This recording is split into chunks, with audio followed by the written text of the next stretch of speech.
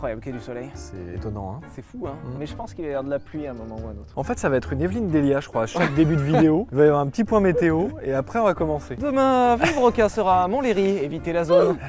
Il n'y a pas trop d'insectes en plus, ça j'aime bien. Là, parce que je sais que tes satés sont préférés là. Ah là, c'est... L'été, non, parce qu'il y a trop de moustiques et trop de saloperies. Trop d'insectes, de guêpes, de bourdons, divers et variés, de frelons. Eh bien, quelque part, est-ce que derrière nous, ça ne serait pas un insecte de taille énervée?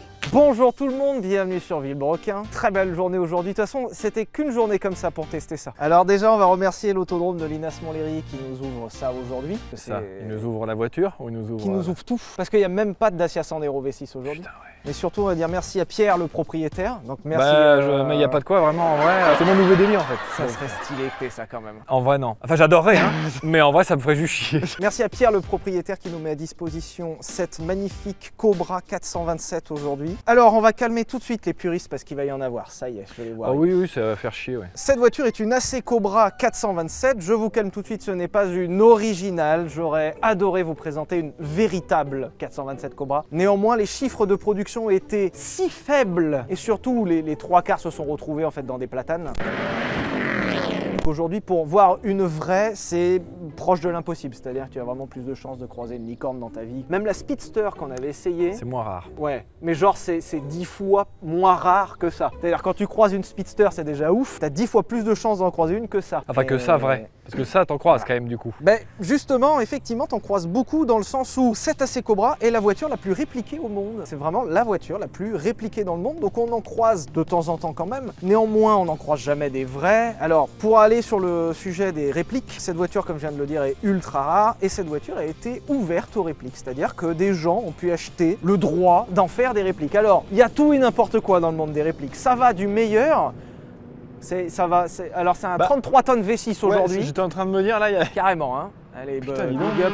Ah ouais, ah bah allez, salut. Merci. Dans le monde des répliques, il y a de tout et n'importe quoi. Alors on voit aussi souvent ça avec les Caterham, notamment les Lotus 7, les choses comme ça où on en voit beaucoup. Dans le monde de la Cobra, il y en a énormément des répliques dans le sens où près n'importe qui peut en faire. C'est une voiture qui globalement est simple à faire. Il n'y a pas d'électronique, on le verra tout à l'heure. Il n'y a même rien en fait. Il n'y a pas de, il y a rien. Il y a un moteur déjà, c'est pas mal. Oui, mais bon, t'as des tubes, un moteur, une boîte et puis ça va à peu près quoi. Donc c'est facile à reproduire et c'est pour ça que beaucoup se sont mis à les reproduire. En plus, c'est une gueule phénoménale, donc il y a beaucoup de gens qui voudraient avoir la gueule comme ça, c'est vrai que c'est chouette. Ah bah c'est canon, hein. Mais en termes de répliques, ça va des plus belles carrément jusqu'au Shelby, c'est-à-dire que Shelby, on a refait, on appelle ça des continuations, c'est-à-dire ils ont refait des Cobras avec les plans d'origine, voire parfois même améliorés avec une assistance au freinage, avec une direction assistée. Ça va même jusqu'à certaines répliques qui sont faites avec les outillages d'origine, c'est-à-dire ils ont racheté les plans et les outillages d'origine, donc c'est-à-dire elles sont faites comme avant, même si c'est pas tout à fait les mêmes, mais c'est fait comme avant. Et c'est allé jusqu'au pire avec des répliques qui avaient carrément des 4 cylindres en ligne turbo ou des Rover V8 dégueux.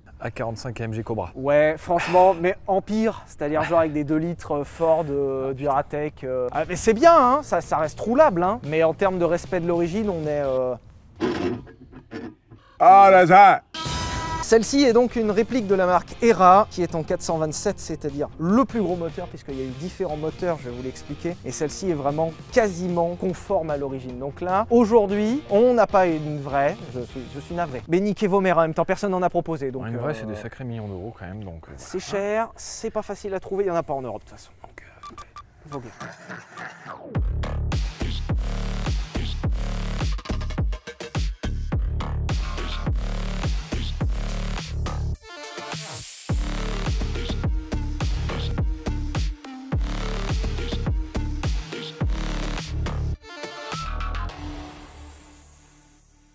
alors ce qu'on retrouve en tout cas qui est vraiment conforme à l'origine là-dessus, c'est tout ce qui va concerner ce qui va vite. N'hésitez pas. Regarde, on va vous montrer directement ce qui nous intéresse. C'est satisfaisant. Alors pour vous resituer un petit peu l'histoire de la voiture, à la fin des années 50, il y a monsieur Carroll Shelby qui était un Texan ultra énervé pour la faire très courte, hein. Nous on est cons.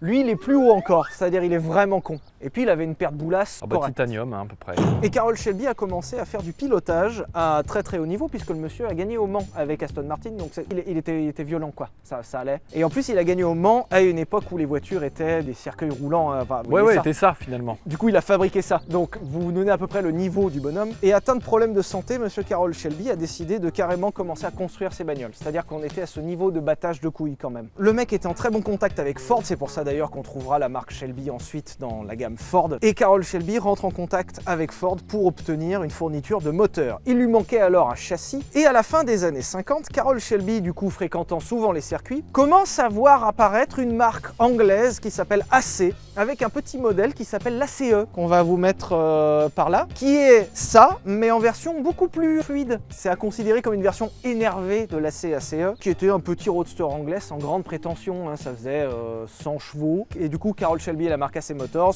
commencent à discuter. Carroll Shelby arrive à avoir la fourniture de moteur V8 chez Ford et arrive à avoir la fourniture de châssis AC et au final commence à fusionner les deux de façon très peu respectueuse pour créer ceci, l'AC Cobra. Alors, les premières n'étaient pas équipées avec des moteurs si gros. Les premières, donc c'est les AC Cobra 260 avec un moteur seulement de 4,2 litres, presque petit finalement. Ça sortait déjà plus de 250 chevaux et c'était déjà très énervé dans l'absolu. Il y a eu d'autres versions après, notamment avec le 289 qu'on a essayé dans la Mustang.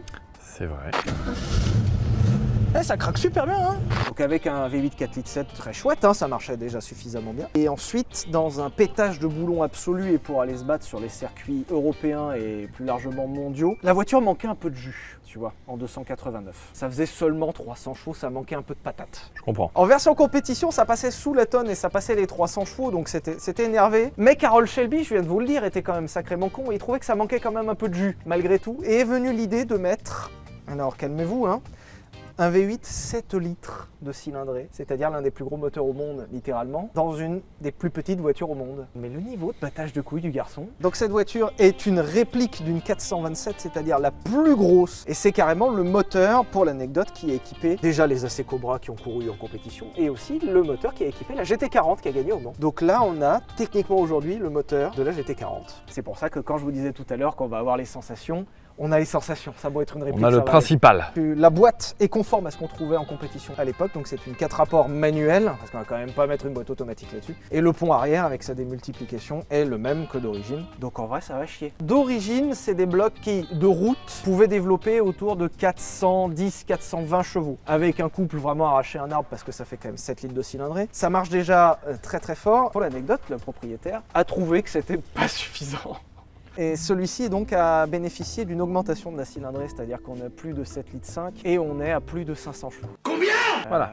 Parce que c'était pas suffisant. Non, écoute, en vrai, je trouve que c'est vrai que ça faisait petite mine, quoi. Bah, les reprises à plus de 200 étaient un petit peu laborieuses, finalement. Bah, ce que j'aime bien, c'est que t'as l'AC Cobra de base qui est con, t'as Carroll Shelby qui met un coup, c'est con, et t'as upgradé ça. Donc c'est con. Con au cube. Néanmoins, il va falloir quand même faire sacrément attention aujourd'hui, parce qu'on est sur une voiture, du coup, qui est une réplique de ce qui se faisait dans les années 60. Et dans les années 60, il n'était pas question d'avoir de l'ABS. Dans les 60, moi, je me rappelle qu'il y avait Apple CarPlay. Mais c'était la V1 de l'Apple CarPlay, donc c'était pas très au point. Hyper au point, c'était pas fou. On va se mettre d'accord tout de suite, là-dessus il n'y a rien, c'est-à-dire que bien évidemment pas de direction assistée, pas d'ABS, pas de SP, pas de chauffage, pas de clim. Mais il y a quand même une boîte à gants. Je trouve quand même très beau l'intention d'avoir mis une boîte à gants, mais pas d'arceau pour le deuxième.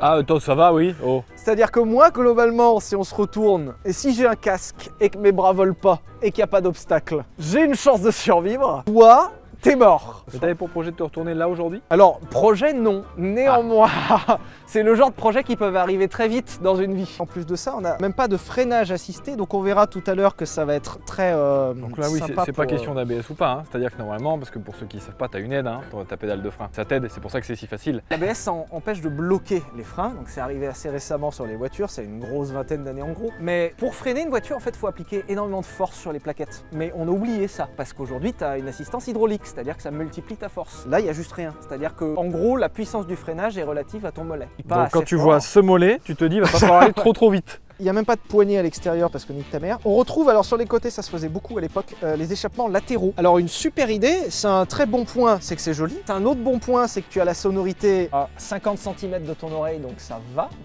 Tu ne peux pas te plaindre là-dessus de ne pas entendre le moteur. Pas comme le Urus, tu vois. D'ailleurs, ils n'ont pas mis d'assistance dans les haut-parleurs, tu vois. Ouais, là, dans les haut-parleurs, ouais. C'est un système Bose là, non-dessus. Oui, il est là le système Bose, regarde bien.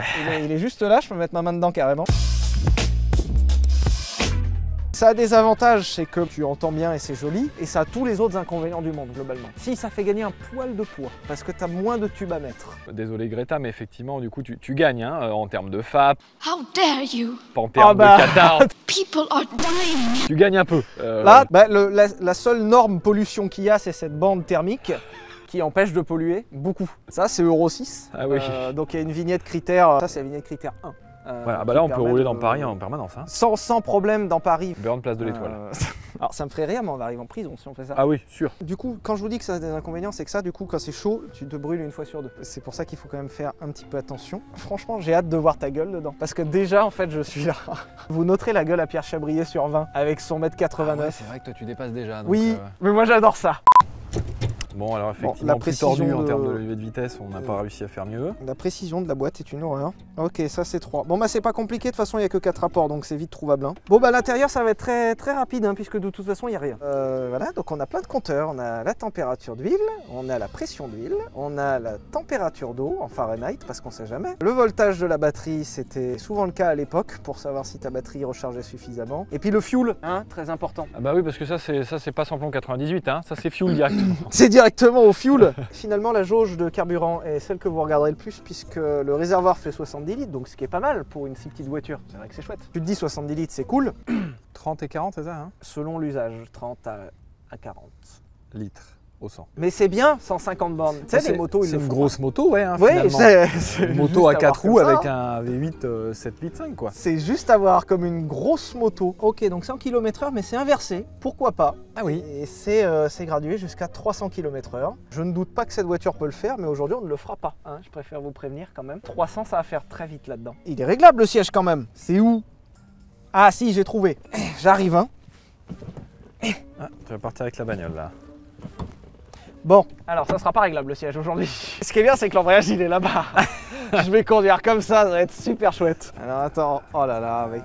Quelle élégance du père Chabrier. La dignité de rentrer dans ta bagnole tous les jours comme ça. Alors ce qui est bien, c'est qu'ils t'ont mis un pare-brise, mais globalement il sert à rien. Ah, bah moi si, regarde, je un ajout de pare-brise en fait. Ah bah oui, c'est vrai, parce que là globalement, parfait. on arrive... J'aimerais bien. En fait, le pare-brise arrive à peu près là, sur le Chabrier. Tu veux un démarrage? Oh bah là oui. Hein. Oh bah oui. Ah, elle démarre toute seule, c'est formidable.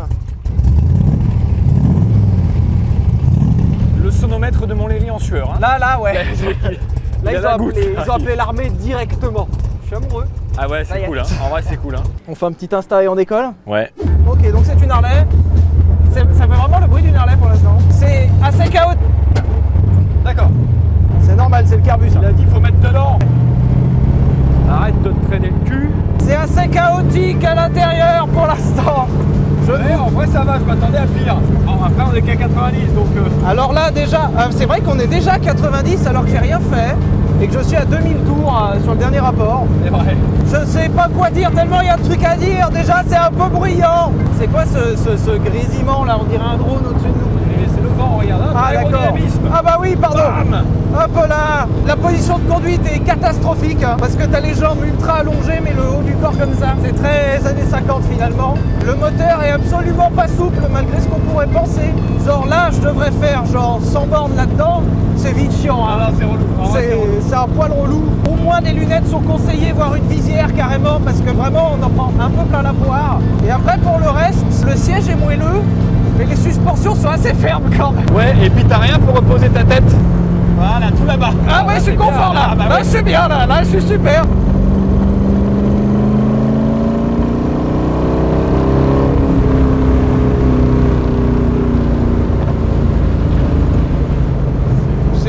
J'ai même pas atteint les 3000 tours. Ouais. Et tu sens que ça marche déjà fort. La tenue de route, on va pas faire des dingueries avec dans le sens où déjà ça coûte très cher et surtout il faut avoir une grosse compétence pour manier ça. Et là, si tu veux, on a ni le temps ni envie de tout péter, donc ça va aller.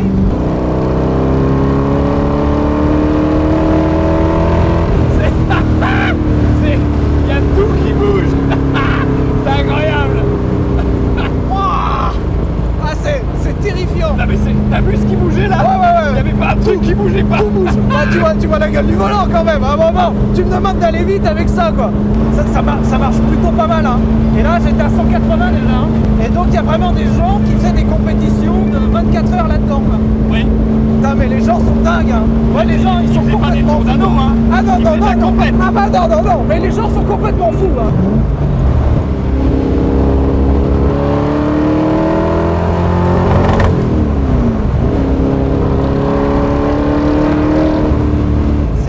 Parce qu'on se rend pas compte de la vitesse qu'on prend. C'est étonnant, moi je pensais qu'on s'en prendrait tellement dans la gueule. C'est peut-être parce qu'on a beaucoup de largeur, mais vraiment on a pris 200 là, hein. Mais genre ouais. en un coup de 3 quoi.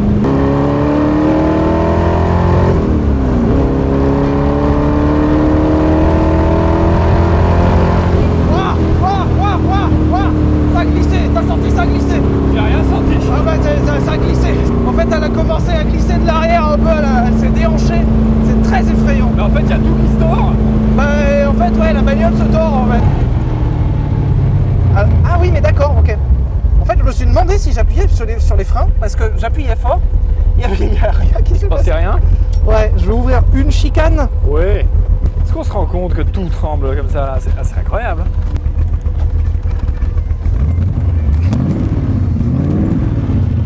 Dépêchez-vous, nom de Dieu! Les carbus sont tellement gros, le cylindrée est tellement gros, c'est tellement fait pour taper à haut régime qu'à bas régime en fait ça s'engorge, c'est-à-dire tu mets du gaz et ça Ouais. Parce qu'en fait c'est fait pour taper dedans, genre comme ça.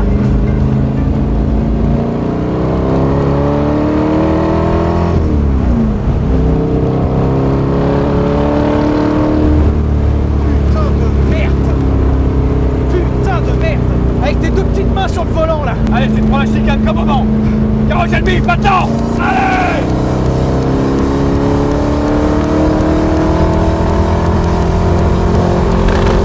Ouais, je fais la blague! On peut pas aller plus vite! Les freins! Où sont les freins? Je suis à fond, je vous jure, j'appuie à fond! Ah! Oh putain! Oh putain! C'est l'horreur! Allez, Carole Shelby! Allez! La victoire au vent! C'est incroyable! C'est incroyable! Formidable! C'est incroyable! J'en veux une! En vrai, ça me rappelle quand on a fait les 320 en moto. Passer 150, en fait, tu maîtrises plus rien. Ouais. En fait, tu peux aller plus vite, mais en réalité, si tu as envie de maîtriser quelque chose, tu maîtrises rien. C'est terrifiant. Souvent, je suis content de te laisser le volant, mais là, je pourrais vraiment tourner toute la journée, je le ferai. Ah bah, C'est incroyable. Allez, j'appuie. Les freins. Allez, à toi, vas-y, on va rigoler. Tu les as mis? Non, ils sont enclenchés ou pas enclenchés les... Vas-y, oula. Cooling fan. Il y a l'automatique, c'est juste pour la... D'accord, pour la forme. Voilà, pour la forme. Oh bah non alors! Calmez-vous. Vas-y, remets. C'est bon. Putain mais ce pied, c'est indosable avec ces pompes de merde là. Yes! Wow! Ah oui. C'est pas facile à conduire, mais quand t'as compris le concept, ça va. Tu te vois vraiment faire 200 bornes comme ça là? Non. Avec ta tête qui dépasse du plafond. Je pensais que ce serait pire. Mais en fait ça va, je peux me tasser un peu donc ça va. Ah, t'es bien là comme ça? Ah, je suis super à l'aise là. C'est parti pour les vacances là. Eh, en vrai c'est trop agréable par contre. C'est vrai que c'est vraiment, chouette. Hein. Vraiment chouette quoi.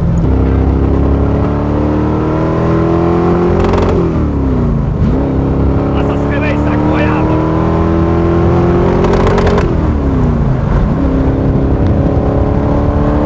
Putain, j'en prends plein la gueule. Merde, j'en prends plein la gueule. Maman! J'en prends plein la gueule. Je veux ça. Mais oui, il faut ça. Les loulous, achetez tous une assez Cobra. Cagnotte assez comme.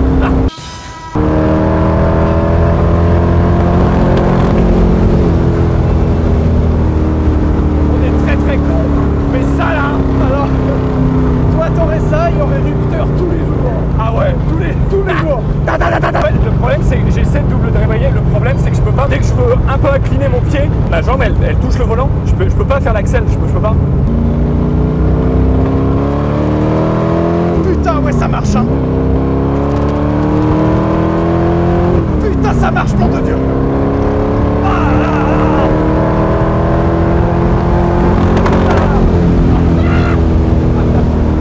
C'est un bonheur ce truc.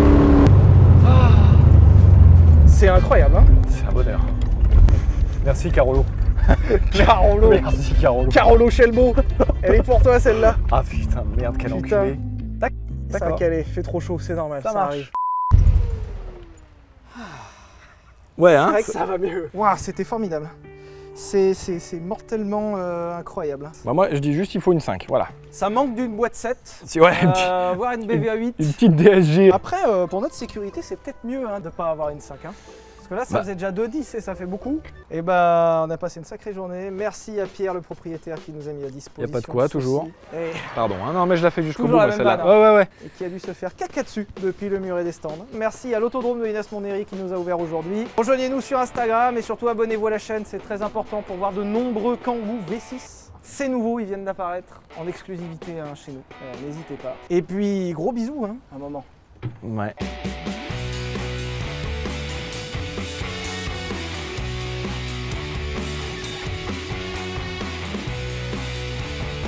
Pourquoi j'ai la pire dégaine du monde? Plutôt merguez ou chipot? Voilà, exactement. Ferme-moi cette porte pour le démarrage, nom de Dieu. Parfait. Yes.